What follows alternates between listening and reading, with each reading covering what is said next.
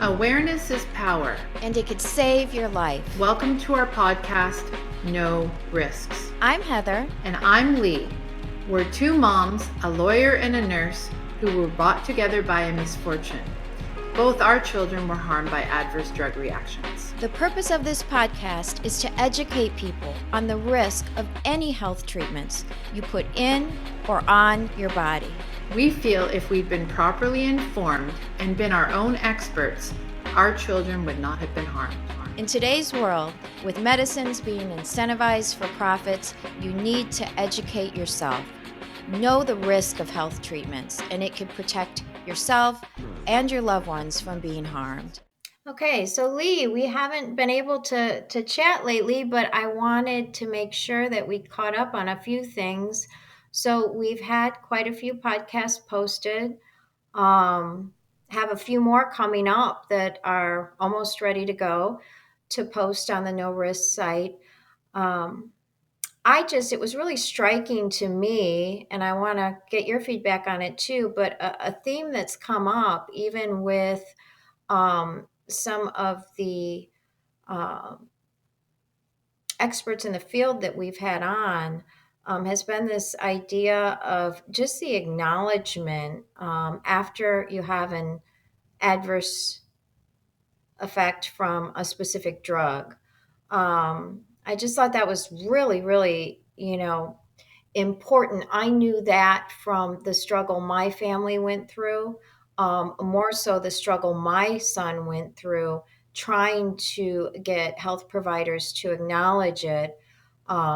Unfortunately for me, that didn't become evident until after his death.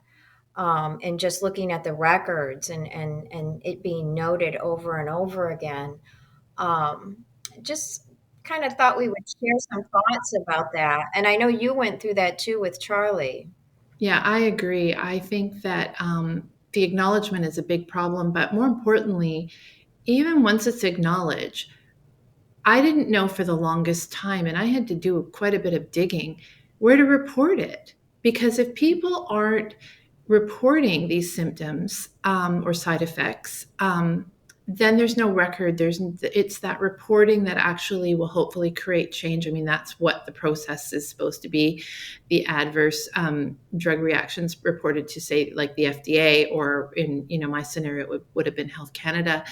I think people don't know to do that. They're not informed to do that. And most often it's my understanding that none of the physicians that we were dealing with actually reported it. Yeah, it's kind of like a circular issue here, because I don't think the duty to report should be on the patient. Certainly if it's a minor adverse drug reaction and they're able to, yes, there should be more awareness on how to do that.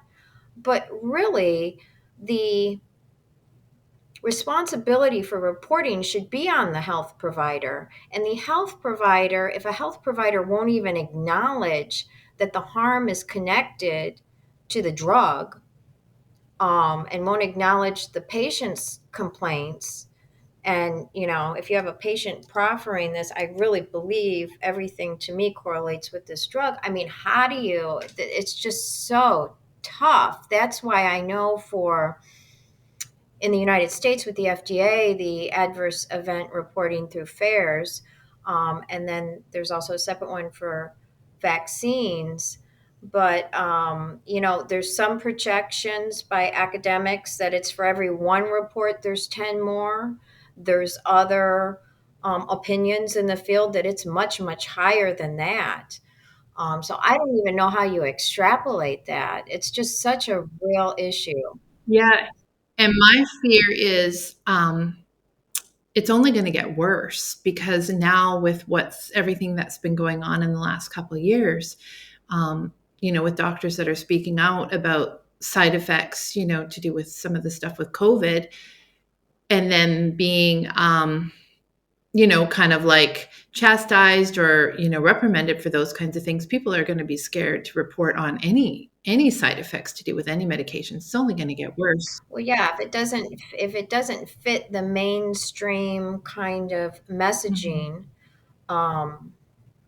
it will be difficult. I think there's even been some laws passed in the states where, well, if you should divert from that, the mainstream medical opinion, whatever that might be, we don't even know who comes up with that, I don't think, but that there's a lot of censoring of that, which is just it just makes it so difficult to have any type of reliable reporting system. And we heard from David Healy, the way the random control trials are set up for these drugs, we're not getting um, we're not we're not getting a reliable risk benefit analysis from that, because it's looking at the benefit. Mm-hmm. It's looking at showing the drug benefits some certain ailment, and what gets lost in that is any type of harm that might be caused to get to that Yeah. benefit.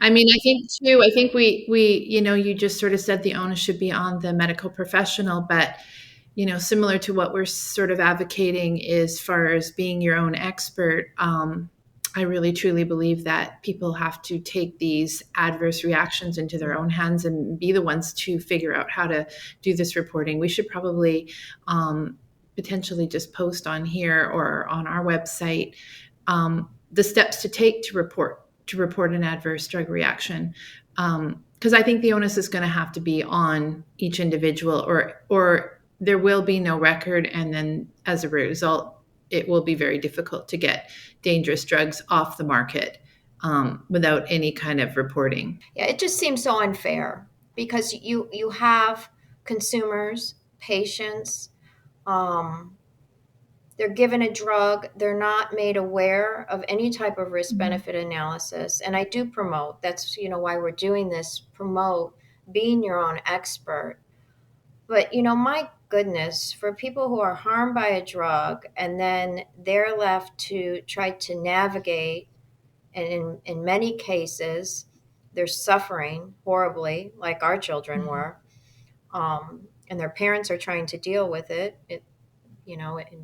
In your situation, in terms of reporting, Charlie was a minor, and dealing with this devastation that's created by these adverse effects.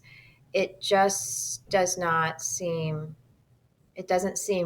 right. Yeah. And I think that's what really frustrates me. And piled on top of that is a whole system. I mean, David Healy talked about the system from the top down, the industry, the pharmaceutical industry, the healthcare industry being violent.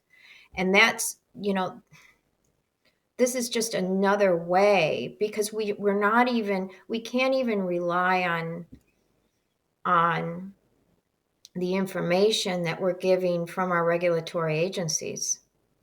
you know it's Yeah. so, and of course I'm referring to here in the United States, but it's so frustrating. And I know it hasn't been posted yet, but it's coming up soon. Dr. Beatrice Golomb, saying, brilliant doctor, brilliant researcher. She has manuscripts that talk about some of these adverse effects that can't even find homes in journals. So then there's this whole system blocking the peer review process that gets you to the level where you have some type of, validity in regards to looking into these adverse effects, and how they happen and what's causing them. So there is just this real concerted effort, it appears, from everything we've learned so far, to really bury, Mhm. um, this information, which is frightening. And I think one of the ways to um, expose that is, what we're trying to do through telling these stories and talking to, different people who this has affected or who've worked in this field. But it is quite an uphill battle, and it is quite a challenge. Yeah. I think that we have to sort of encourage people to sort of not give up hope, try and use, obviously the systems in place are not perfect. They're all that we have now. And, you and so many others that spoke at the FDA, and I know it was the same with the European Medical Association meeting that they had in, I think it was like 2019. Those did make change, at least for the fluoroquinolones and the prescribing guidelines and black box warnings. So, everything, there's always a perfect, but I think that people do need to at least do the reporting for now, because it's just the one thing that can be done. And if we could encourage people to at least do that with their side effects. And you don't need, I guess the one point is you don't need a doctor's validation of what you think has happened. You can report it, and then it will go on record, and it will hopefully be one of the numbers that, if there's enough, will create that change. Yeah, and I think we need to do that here. You're absolutely right. We should get that up on the website, so those people who are following us or who tune in can just really just stress the importance of that, to make sure it happens. We could do our part in that, right? Yeah. Every little bit counts. Okay, perfect. Well, we've got some great podcasts coming up, and I hope you'll join us to tune in and hear some of them. And please, if you have a story to tell, reach out to our website. We have a place where you can get in touch with us, and be wonderful if you could do that, and we could share some more of the stories out there of some others who have gone through some of the issues that Lee and I have. Thank you for joining us today on this episode of No Risk. And remember, being your own expert is the best way to prevent yourself or your loved one from being harmed. And please join us for future podcasts and help support us by subscribing, providing some feedback, and of course, giving us a 5-star rating. You can also follow us on Facebook and Instagram at No Risks, and check us out on our website at norisks.org, where you can read our stories, suggest future topics, and share your stories.